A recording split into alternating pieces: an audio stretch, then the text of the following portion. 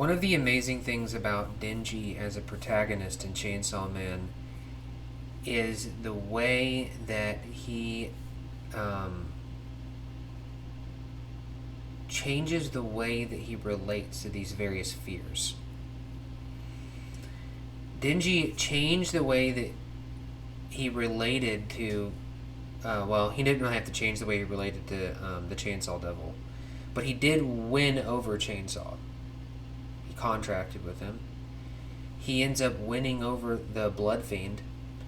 He conquers Control, and he doesn't defeat Control by crushing Makima into the ground. But he does it, each of these he does with love. And so one of the big, what we get to watch happen, and what Fujimoto is showing us, it's like the perfect existential. Like, you don't even need to read the existentialists. Like, you don't even necessarily need to read like psychology after reading or watching something like Chainsaw Man. It's just really fascinating to see how Denji relates to them. Lesser order devils he just defeats, and they come back up. I mean, devils don't really die. The only one that can really kill a devil is Chainsaw. But when he's dealing with something kind of ordinary, a typical fear, something like the Bat Devil, right? He has to slaughter it. Just like how if a bat came into your house and maybe you or some family member started freaking out, crying or screaming, oh, there's a bat. What do?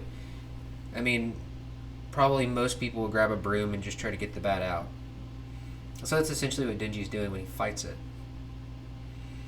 But when it comes to more serious issues like Control, you can't just kill Control. You can't swat Control away.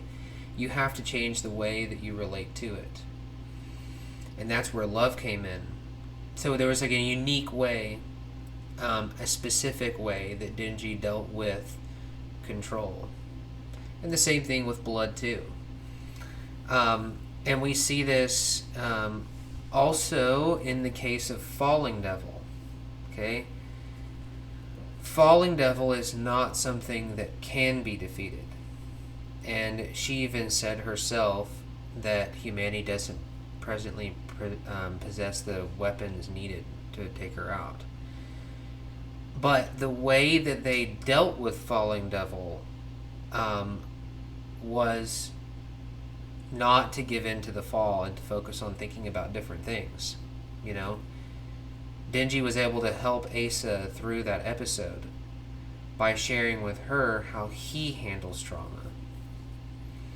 And so what we see coming up for the future of Chainsaw Man is how will Denji deal with war? How will Denji deal with famine? And how will Denji deal with death? And I think my guess right now is that there's not a greater human fear than death.